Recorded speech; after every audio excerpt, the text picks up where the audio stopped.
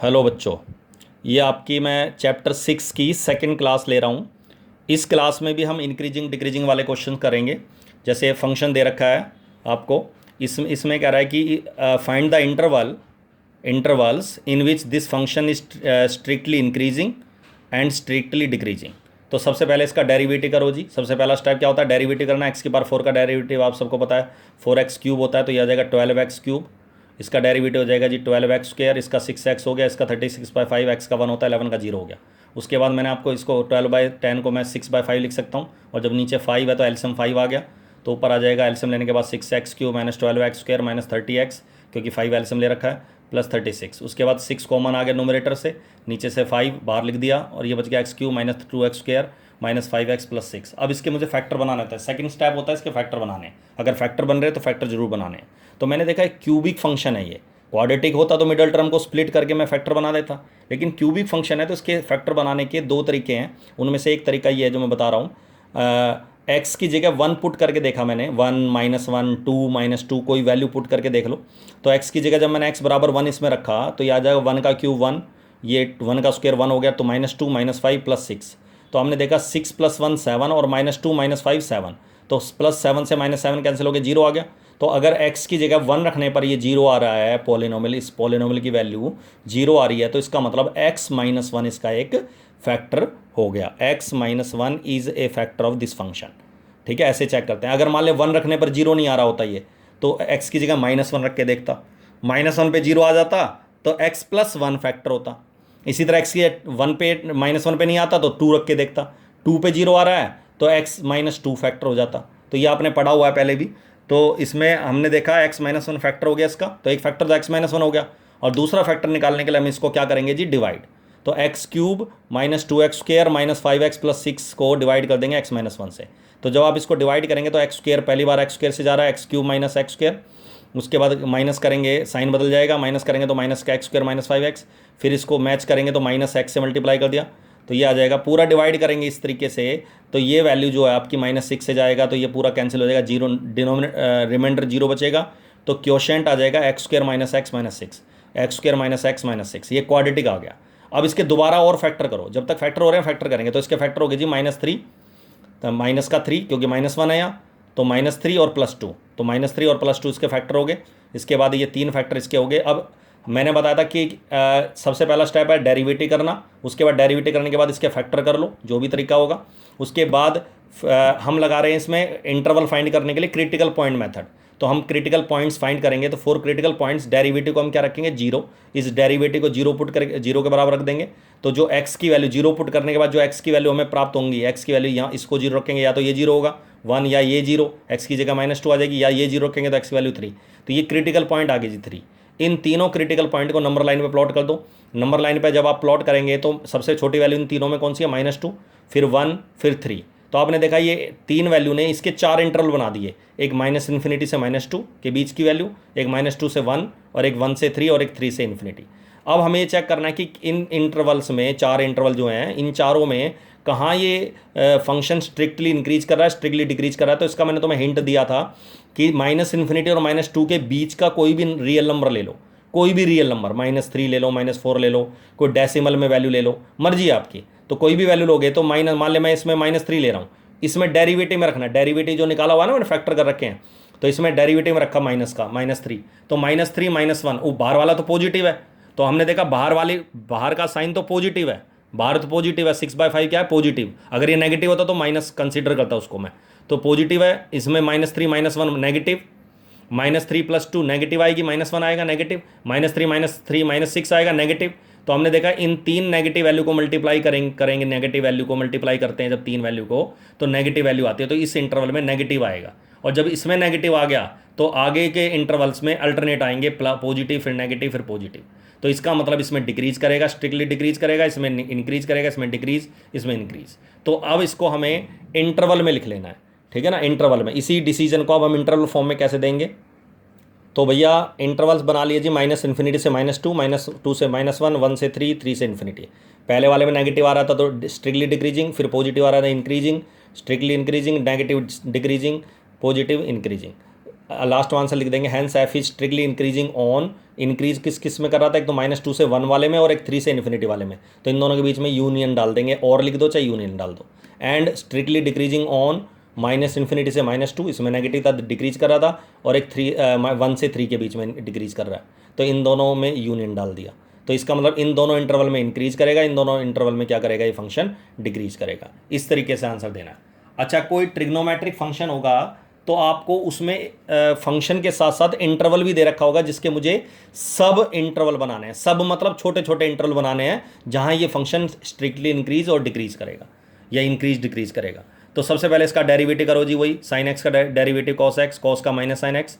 ठीक है, आपको पता है क्रिटिकल पॉइंट निकालने के लिए पुट करोगे cos x plus sign derivative को 0, cos x plus sine x को 0 रखेंगे तो साइन एक्स बराबर माइनस कॉस एक्स। और जब ऐसी सिचुएशन आ जाती है साइन बराबर कॉस या साइन बराबर माइनस कॉस, तो कॉस से डिवाइड कर दो, तो टेन एक्स बराबर क्या आ गया, -1। अब आप सबको पता है टेन एक्स की वैल्यू -1, मुझे देखना है कि किस किस क्वाड्रेंट की मुझे वैल्यू लेनी है, तो मुझे इस इंटरवल को देखना है। सबको पता है एक्स की वैल्यू जो दे रखा है वो 0 से लेकर 2π, 0 से लेकर 2π का मतलब क्लोज इंटरवल हो गया, 0 से 2π के बीच की वैल्यू निकालनी है। तो 0 से 2π का मतलब चारों क्वाड्रेंट, और चारों क्वाड्रेंट में आप सबको पता है फर्स्ट क्वाड्रेंट में अल्फा लेते हैं, second quadrant pi minus alpha, third quadrant में पाई प्लस अल्फा, और फोर्थ क्वाड्रेंट में कोई एंगल होगा तो 2π माइनस अल्फा।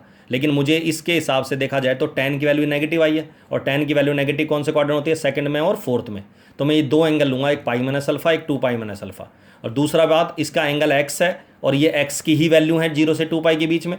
तो हमें ये देखना जरूरी है कि जिस tan की ट्रिग्नोमेट्रिक फंक्शन की वैल्यू निकाल रहे हैं उसका एंगल x है, 2x है, 3x है, क्या है।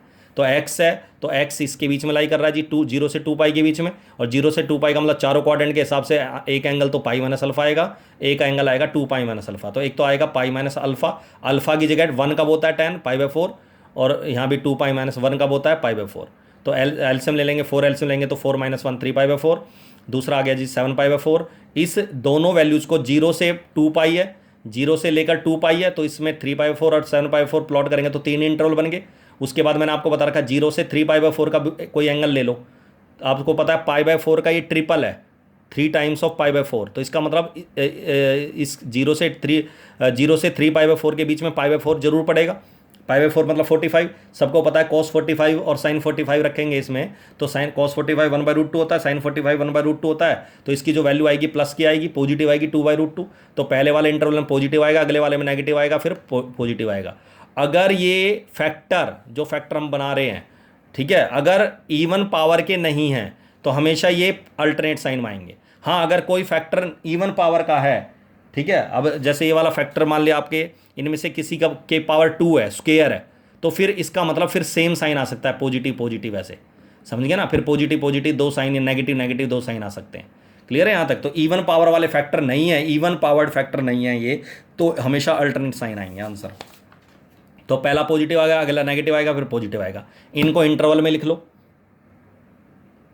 कैसे लिखोगे जी इंटरवल में, 0 से 3π/4। अच्छा, 0 को आप क्लोज इंटरवल लिख सकते हैं क्योंकि 0 का आगे क्लोज था, लेकिन स्ट्रिक्टली मैंने आपको पिछली क्लास में बताया था, स्ट्रिक्टली इंक्रीजिंग और स्ट्रिक्टली डिक्रीजिंग का मतलब होता है कि जो डेरिवेटिव हो 0 से बड़ा ही हो, पॉजिटिव ही हो, बराबर ना हो, 0 के बराबर ना हो। इसीलिए मैं इनको ओपन इंटरवल डालता हूं। जो 0 पुट करके डेरिवेटिव की वैल्यू आई है ना, f' को 0 रख के जो x की वैल्यू आई है, उनको हमेशा ओपन इंटरवल में लिखना है अगर स्ट्रिक्टली इंटरवल आपको फाइंड करना है, स्ट्रिक्टली इंक्रीजिंग और डिक्रीजिंग वाला इंटरवल फाइंड करना है। तो इस इंटरवल में ये पॉजिटिव आया था, इंक्रीज कर रहा था, नेगेटिव डिक्रीज, पॉजिटिव इंक्रीज। तो f is strictly increasing on 0 to 3π/4 and 7π/4 to 2π। 0 के और 2π के आगे आप क्लोज इंटरवल लिख सकते हो, एंड लेकिन इनके आगे ओपन इंटरवल डालोगे क्योंकि स्ट्रिक्टली इंक्रीजिंग और स्ट्रिक्टली डिक्रीजिंग वाला इंटरवल निकालने हैं। ठीक है, ये आपका आंसर है जी। अब आता है इसी क्वेश्चन में थोड़ा चेंज कर दिया मैंने, ये अलग से लिया है क्वेश्चन मैंने चेंज करके, fx बराबर साइन एंगल बदल दिया इसका, मैंने 2x ले लिया, cos 2x, और इंटरवल ले लिया 0 से 2π। अब इसके बाद इसमें मैंने 0 और 2π के आगे इक्वल टू का साइन नहीं डाला, मतलब ओपन इंटरवल लिया है। तो ओपन भी हो सकता है, क्लोज भी हो सकता है, कोई फर्क नहीं पड़ता उससे। ठीक है, ओपन या क्लोज्ड कुछ भी हो, कोई फर्क नहीं पड़ता। अब इसका डेरिवेटिव करो, साइन एक्स 2x का डेरिवेटिव होता है cos 2x, और 2x का डेरिवेटिव होता है 2, cos 2x का माइनस साइन 2x और 2x का 2, डेरिवेटिव कर दिया। इसको 0 पुट करेंगे क्रिटिकल पॉइंट के लिए, जब इसको 0 रखेंगे तो 2 sin 2x minus cos 2 cos 2x, two cos 2x से डिवाइड करेंगे तो ये आ जाएगा tan 2x is equal to -1। 2 से डिवाइड कर दिया तो 2 को कैंसिल हो जाएगा, tan 2x की वैल्यू यहाँ भी नेगेटिव आ गई। लेकिन इसमें और पहले वाले क्वेश्चन फर्क ये है कि इसका एंगल, अब tan का एंगल जिसकी वैल्यू -1 गिवन है, आई है, उसका एंगल 2x है। तो मुझे 2x जो एंगल 2x है वो किस किस क्वाड्रेंट में लाई करेगा वो देखना है। तो हमें पता है x लाई कर रहा है 0 से 2 पाई के बीच में, तो अगर x 0 से 2 पाई के बीच में है तो 2x किसके बीच में लाई करेगा, 2 से मल्टीप्लाई करो। तो 0 को 2 से मल्टीप्लाई करा 0, 2x और ये 4 पाई। इसका मतलब 2x जो एंगल है वो 0 से 4 पाई के बीच में लाई करेगा। 0 से 4 पाई का मतलब है 0 पाई 2 पाई, मतलब एक राउंड पूरा हो गया पहले। फिर उसके बाद फिर 2 पाई के बाद आएगा जी 3 पाई, फिर 4 पाई। समझ गए ना। तो मतलब मुझे इसका मतलब 2 राउंड के हिसाब से इसका एंगल निकालना है। और आप सबको पता है tan की वैल्यू नेगेटिव किस में होती है, सेकंड और फोर्थ क्वाड्रेंट में। तो एक बार तो जब आप फर्स्ट राउंड लगा रहे होंगे तो सेकंड क्वाड्रेंट में एंगल लिखेंगे पाई माइनस अल्फा, और फोर्थ क्वाड्रेंट का एंगल आएगा 2 पाई माइनस अल्फा। लेकिन जब आप 2 पाई के बाद और आगे चलेंगे तो यहाँ 3 पाई आएगा। तो इसका मतलब अब आप जब अब सेकंड क्वाड्रेंट का एंगल निकालेंगे 3 पाई के हिसाब से तो आएगा 3 पाई माइनस अल्फा, और वापस यहाँ 4 पाई आ जाएगा तो 4 पाई के हिसाब से यहाँ एंगल आएगा 4 पाई माइनस अल्फा। तो याद रखना 2x के हिसाब से एंगल देखना है।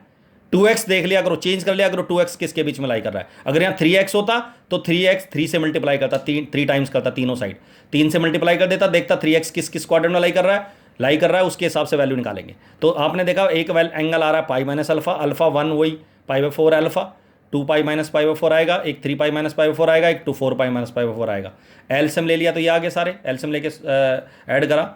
इसके बाद 2 से डिवाइड करेंगे तो अपने आप ये जो चारों एंगल आए हैं ये अपने आप ही 0 से 2 पाई के बीच में एडजस्ट हो गए, क्योंकि 3 पाई बाई 4 से 15 पाई बाई 4 ये जो एंगल है ये तो 0 से 4 पाई के बीच में है। लेकिन जब मैं इनको आधा कर दिया, 2 से डिवाइड कर दिया, तो ये एंगल अपने आप ही 0 से 2 पाई के बीच में शिफ्ट हो गए। और इसी के इंटरवल फाइंड करने हैं मुझे 0 से 2 पाई के ही, तो अपने आप ही जब 2 से डिवाइड करेंगे तो अपने आप ही आ जाएगा। ठीक है। अब इन इंटरवल ने इस नंबर लाइन के कितने पार्ट कर दिए जी, 4 वैल्यू निकल दिए, तो 5 इंटरवल बनेंगे, 1 2 3 4 5। और इन 5 में पहला एंगल ले लो। सबको पता है पाई बाई 8 होता है बेटा, पाई रेडियन होता है 180 डिग्री, 180/8 ये हो गया 45/2। 45/2 का मतलब 22.5 डिग्री करीब, और 3 से मल्टीप्लाई करेंगे तो ये आएगा 66 डिग्री से बड़ा एंगल।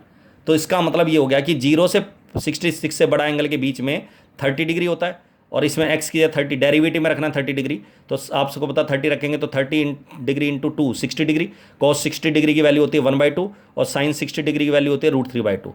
और जब आप दो पॉजिटिव वैल्यू को जोड़ेंगे तो इन दोनों का सम क्या आएगा, पॉजिटिव। तो पहला डेरिवेटिव की वैल्यू क्या आएगी, पॉजिटिव।